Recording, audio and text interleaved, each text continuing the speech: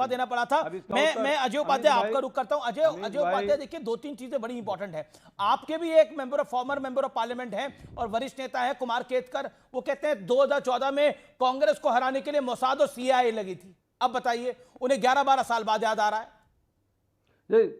उन्होंने बोली ये बात, मैंने नहीं बोली, वो कह रहे हैं। प्रश्न किया है मोसाद और सीआईए 2014 में आपको चुनाव हराया। अनइंटरप्टेड जिस तरह सुधांशु जी को बोलने दिया है, बस थोड़ा सा उत्तर दे लेने दीजिए, ज्यादा लंबा नहीं।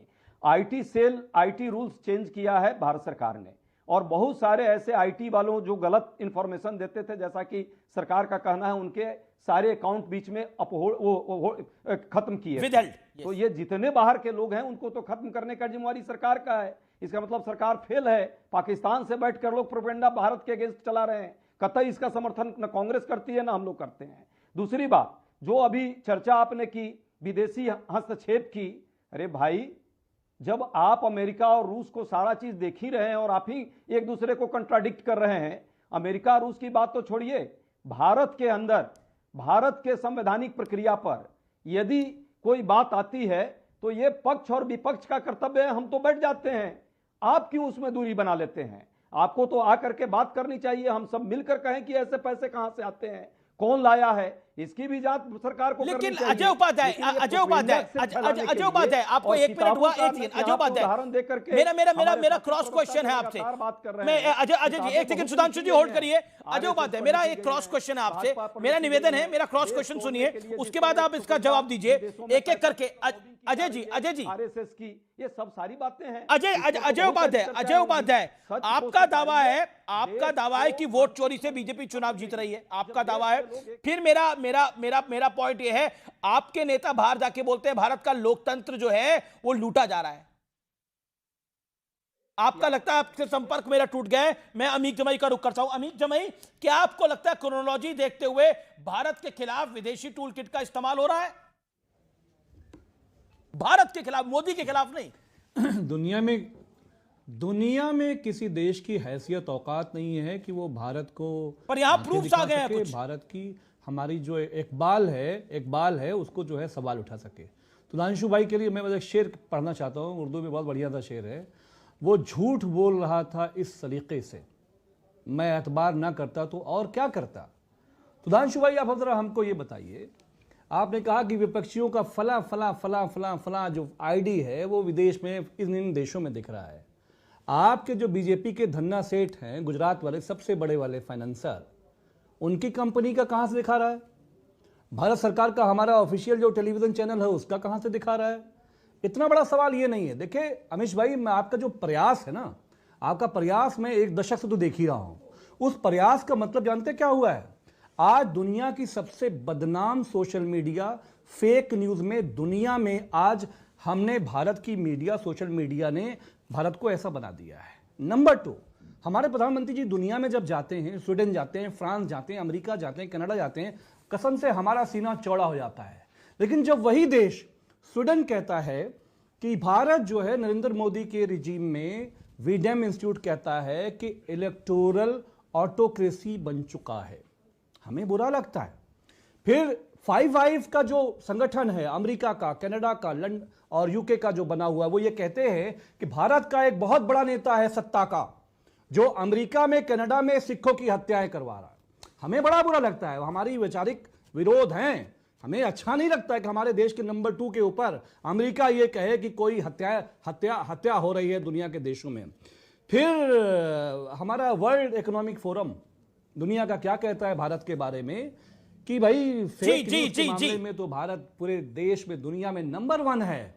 तो मेरा यह कहना है कि जब विपक्ष का जो काम है, आदरणीय राहुल जी का, माननीय अखिलेश यादव जी का, अरे क्या हमारा काम है घंटा बजाना?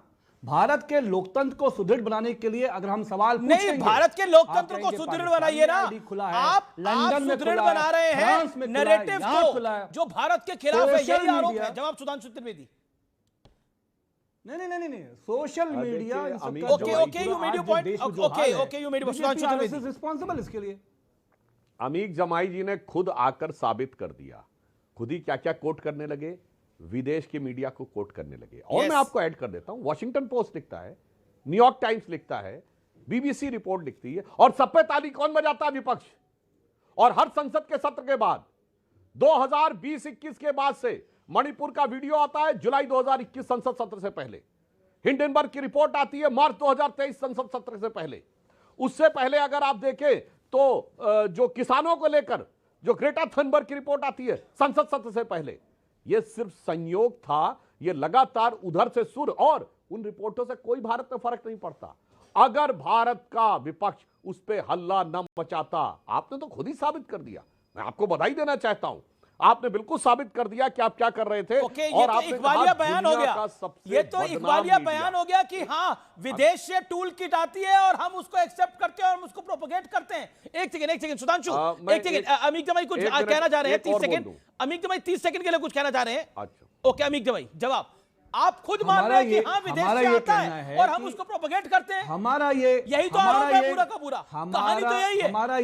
हमारा ये कहना है कि जब अरुणाचल प्रदेश को चीन जो है कब्जा करके वहां के नागरिकों को परेशान कर रहा है, तो जब उनका विदेश मंत्री, विदेश का प्रवक्ता सामने खड़ा हुआ है तो आप ट्वीट कर रहे हैं हम चाहते हैं कि देश का प्रधानमंत्री खड़ा हो।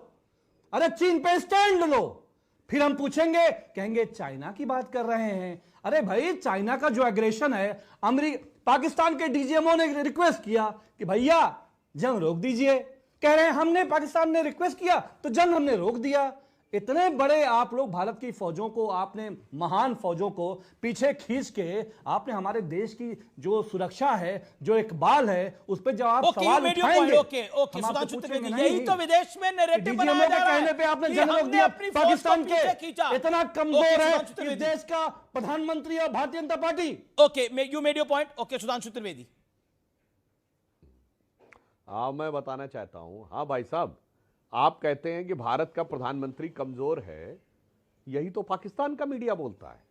ऑपरेशन सिंदूर के दौरान अगर अरे अरुणाचल प्रदेश पे बोलो ना, पाकिस्तानी मीडिया की सुर्खियां, अरुणाचल प्रदेश पे आने वाले भारत की संसद में प्रधानमंत्री जी को बोलो, एक एक करके अरुणाचल प्रदेश चाइना पर प्रधानमंत्री स्टैंड क्यों नहीं लेते? अमीक जमाई, you made your point, audios down. Okay Sudhanshu Trivedi, बिना वजह चिल्लाने की जरूरत नहीं है।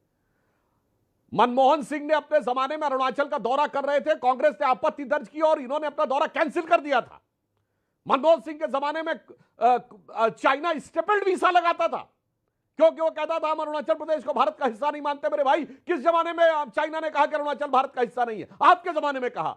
वाहियातपने की बात होती है, आके कुछ भी बोलना शुरू कर देते, स्टेपल्ड वीजा लगाते थे। प्राइम मिनिस्टर ने अपनी विजिट कैंसिल कर दी थी। हमारे जमाने में हुआ, दलाई लामा साहब वहां जा रहे थे और चीन ने विरोध किया, उसके बावजूद दलाई लामा साहब वहां पे गए और हमने कोई चीन का दबाव नहीं माना। खैर अब हमारे दलाई लामा कब बोलेंगे? वाली बात है, हमारे दलाई लामा कब बोलेंगे? बताओ। जो हमारे दलाई लामा, हमारे दलाई लामा भारत के, हमारे दलाई लामा, ये क्या बोलने का मतलब है? हमारे दलाई लामा कब बोलेंगे? अरे हिज होलीनेस पोप 6, 7, 8, 9, 5 सब लगा दीजिए, वो कब बोलेंगे भैया? कौन, किसकी बात कर रहे हैं? चीन के खिलाफ कब करोगे? अपनी लाल जो आंखें हैं कब करोगे? नहीं किसको बोल रहे हैं आप? पोप 1 2 3 4 5 6 नहीं, क्लैरिटी रखिए ना, रुके, ये डिबेट को रोकता हूं मैं थोड़ी देर के लिए, मैं रोकता हूं। आप किसको बोल रहे हैं? ये किसको बोल रहे हैं आप? हमारे दलाई लामा कब बोलेंगे? पोप 1 2 3 4 5 6 कौन है? नाम लीजिए। अरे भाई देखिए, एक समय पे चर्च और राज्य एक हुआ करते थे। चर्च का पोप और राज्य का मुखिया एक होते थे। पता नहीं किस जमाने भारत में जैसा कभी नहीं था। भारत में चर्च और राज्य एक नहीं थे। भारत में तो ऐसी स्थिति नहीं थी। धार्मिक कर्म कांड करने के लिए देश के प्रधानमंत्री बने हो, धार्मिक कर्म कांड करने के लिए देश के प्रधानमंत्री बने हो। ये राम ध्वजा है पूरा का पूरा मैटर। ओके सुधांशु त्रिवेदी, अच्छी बात है। अरे चीन पे तो बोलो महाराज। ओके सुधांशु त्रिवेदी, चीन पे तो बोलो। सुधांशु त्रिवेदी जवाब उनका आना चाहिए। सेशन आने वाला है, आपने ओके कह दीजिएगा अपनी पार्टी में कि प्रधानमंत्री जी तैयार होकर आएंगे, तैयार होकर। Okay you made your point Sudhanshu Trivedi. शांति। अब सुनो अमीक जमाई, कान खोलिए और सुनिए, अंट शंट बातें मत करिए। चीन के साथ ऑफिशियली करार किस पार्टी ने कर रखा है? कांग्रेस पार्टी ने। चीन की सरकार से सीधे पैसा किस फाउंडेशन को मिला है? राजीव गांधी फाउंडेशन को। उस जमाने और उसी से उस समय कांग्रेस की यूपीए सरकार के भिन्न भिन्न मंत्रालयों ने भिन्न भिन्न संस्थानों ने 100 करोड़ से अधिक दिया और उसी को चीन की सरकार ने दिया। मेरे भाई जवाब दो। जब राहुल गांधी कहते मुझे मानसरोवर जाना है, तो मानसरोवर उनको जाने के लिए, रिसीव करने के लिए चाइना से एम्बेसी से क्यों आता है कोई व्यक्ति, और वो वाया बीजिंग क्यों जाना चाहते हैं? भारत सरकार मना कर देती है क्योंकि मानसरोवर का कोई रास्ता वाया बीजिंग नहीं जाता। मेरे भाई जानकारी लेके बोलो, ऐसे पटर पटर पटर पटर पटर पटर इधर करने की जरूरत नहीं है। उन्होंने एक और बात बोली, उन्होंने बोला कि प्रधानमंत्री, उन्होंने बोला कि देखिए एक समय पर ऐसा होता था कि चर्च और राज एक जैसे होते थे, फिर बोला प्रधानमंत्री धार्मिक धर्म कांड करने के लिए है, ये राम ध्वजा की खींच है जो निकाली गई है। अभी पोप 1 2 3 4 5 6 बोला गया, उसका भी जवाब देता हूं। हमारे यहाँ कब था सुधांशु त्रिवेदी? आदिकाल से हमारे यहाँ चर्च और शासन तो एक साथ नहीं चलता था। हाँ, शिवाजी महाराज का शासन चलता था, चंद्रगुप्त मौर्य का शासन चलता था। नहीं, ये वह अब मैं उदाहरण देना चाहता हूं, जिसको आप धार्मिक कर्मकांड कह रहे हैं, अमीक जमाई भाई, फिर कान खोलो और सुनो। सोमनाथ के मंदिर की पुनर्स्थापना हुई थी, जिसको महमूद गजनी ने तोड़ा था तो सरदार पटेल ने करवाई थी। कौन गया था वहां? राजेंद्र प्रसाद गए थे, जो उस समय भारत के राष्ट्रपति थे। वो धार्मिक कर्मकांड था। हाँ, धार्मिक कर्मकांड यह होता, लालू प्रसाद यादव जी की फोटो देखी थी ना मुहर्रम के ताजिए के आगे, लालू प्रसाद यादव राष्ट्रीय अध्यक्ष राष्ट्रीय जनता दल। और सुनो भाई, राबड़ी देवी नेता प्रतिपक्ष विधान परिषद बिहार, संवैधानिक पद पे हैं, और तेजस्वी यादव नेता प्रतिपक्ष विधानसभा बिहार। भाई काहे मुहर्रम के ताजिए के ऊपर तुम काहे कर रहे थे भाई, और उसके सार्वजनिक प्रदर्शन क्यों कर रहे थे? और वही यादव समाज से आते 30 अक्टूबर को गोपाष्टमी थी, गाय की पूजा का कोई वीडियो नहीं है, मुहर्रम की पूजा का वीडियो है। इसीलिए मैं कहना चाहता हूं, धार्मिक कर्मकांड की बात करो तो पूरा कर लो। ठीक है, जयंत जिज्ञासु, ये जो आरोप है ये बहुत बड़े हैं, बहुत गंभीर है। जयंत जिज्ञासु, कौन से आरोप?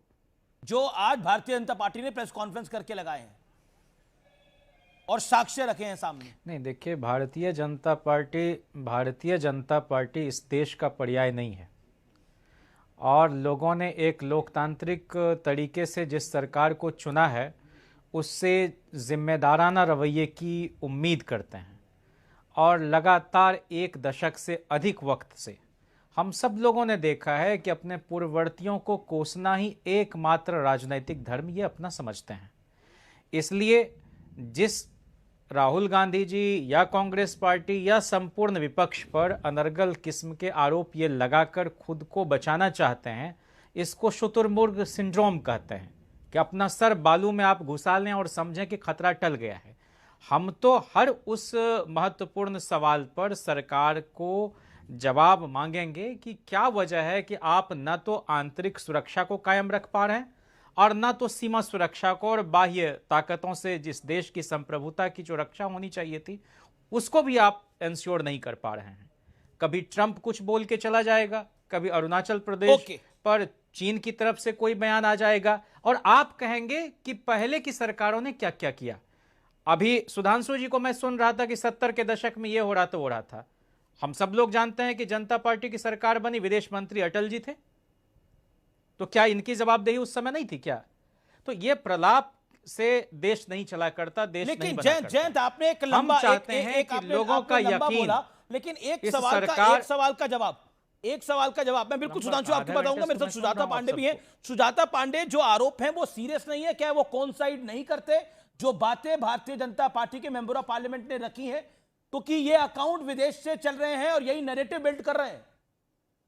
बीजेपी कह रही है राहुल अनफिट है, इसीलिए विदेश। देखिए, कांग्रेस की समस्या देखिए, कांग्रेस की समस्या ये नहीं है अमीश जी कि कांग्रेस का विदेश से कनेक्शन है। कांग्रेस की समस्या ये है कि वो बार बार पकड़ी जाती है। और जैसा सुधांशु जी बता रहे थे, चाहे वो नेहरू का एड्रीना को लिखे हुए लेटर्स हो, जहां पर उन्होंने चीन की अपनी सारी रणनीति एड्रीना को बता दी थी। उसके बाद चाहे यूएसएसआर का इंदिरा गांधी का कनेक्शन हो, उसके बाद बोफोर्स हो, उसके बाद न्यूक्लियर डील पे, तो लेफ्टिस्ट ने भी कहा था कि ये कांग्रेस जो है CIA की राह पे चल रही है, यूएस की राह पे चल रही है। और उसके बाद से जितने भी सारे ये ओपन सोसाइटी के और जिस तरह से NGO से कांग्रेस के कनेक्शन निकले, जॉर्ज सोरोस के साथ में जो फोटोज वायरल हुई राहुल गांधी की यात्रा पे जॉर्ज सोरोस के ऑर्गेनाइजेशन से जुड़े हुए लोग राहुल गांधी के साथ चले, और साथ ही साथ ये सारे अकाउंट विदेश में है। ये प्रॉब्लम नहीं है अमीश, प्रॉब्लम ये है अमीश जी कि ये सारे अकाउंट सिर्फ सरकार के किसी भी योजना और खासकर नरेंद्र मोदी के खिलाफ प्रोपेगेंडा फैलाने के लिए इस्तेमाल किए जाते थे। ये प्रॉब्लम है।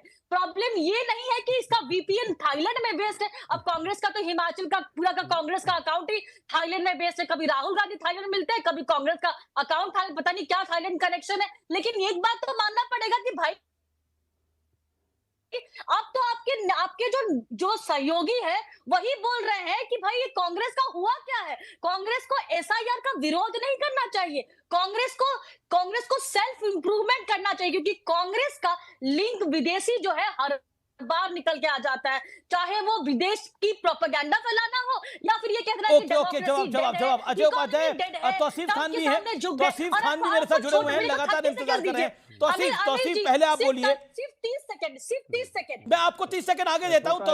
तौसीफ इंपॉर्टेंट पॉइंट ये है, जो आरोप आज भारतीय जनता पार्टी ने लगाए हैं वो बहुत सनसनीखेज से ज्यादा गंभीर है।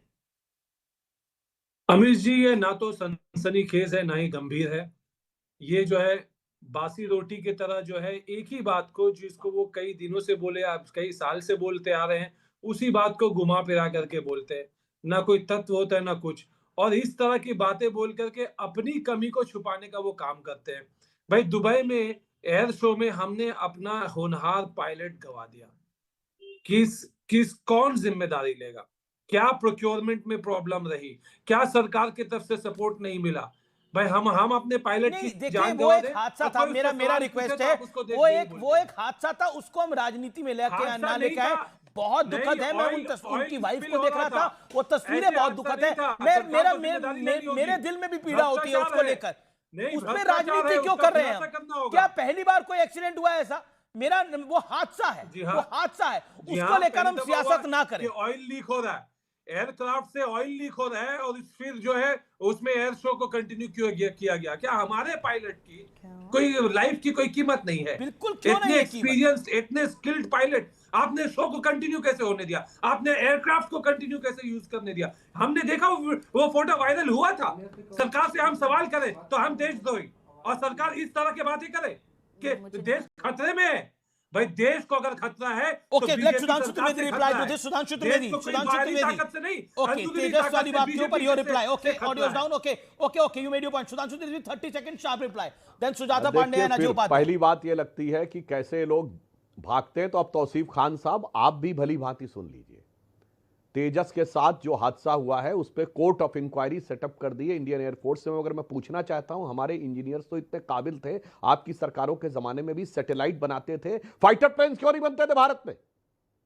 मिसाइल्स बन लेते थे भारत में, intermediate range ballistic missile Congress के जमाने में बने। तो एसॉल्ट राइफल क्यों नहीं बनती थी? क्यों नहीं बनती थी? जवाब दीजिए। इसलिए नहीं बनती थी कि विदेश से खरीद होती रहे, और खरीद के बाद उसके अंदर जो कुछ होना है वो होता। अन्यथा कोई तर्क नहीं हो सकता कि जो देश सैटेलाइट बना सके वो फाइटर प्लेन न बना सके, जो intermediate range, short range, long range missile बना सके वो छोटी सी असॉल्ट राइफल न बना सके। एक सिस्टमैटिक ढंग से एक टूल किट चलती है जो कहती है भारत के जहाज खराब है, एक सिस्टमैटिक तरीके से भारत के ड्रोन खराब है, एक सिस्टमैटिक तरीके से टूल किट चलती है। वो कहती है कि भारत को नुकसान हुआ है ऑपरेशन सिंदूर के अंदर, जबकि हमारा नुकसान नहीं हुआ। हम दिल्ली में बैठे हैं, पंजाब में मेरा रिपोर्टर गया, हरियाणा में मेरा रिपोर्टर गया, जम्मू कश्मीर में मेरा रिपोर्टर गया, कोई नुकसान नहीं हुआ। लेकिन विपक्ष ने नैरेटिव तैयार किया जिसको विदेश से प्रोपोगेट किया गया, पाकिस्तान और मिडिल ईस्ट से, कि भारत को नुकसान हो रहा है। ये क्यों हो रहा था तौसीफ खान? इसका जवाब देना पड़ेगा, इसका जवाब देना पड़ेगा। ये भारत के साथ धोखा है, ये मोदी के साथ धोखा नहीं है, ये बीजेपी के खिलाफ नहीं है, ये भारत के खिलाफ है। This is against India, this is not against any political party. We all are Indians at the end of the day. Tauseef भाई, तौसीफ खान रिप्लाई।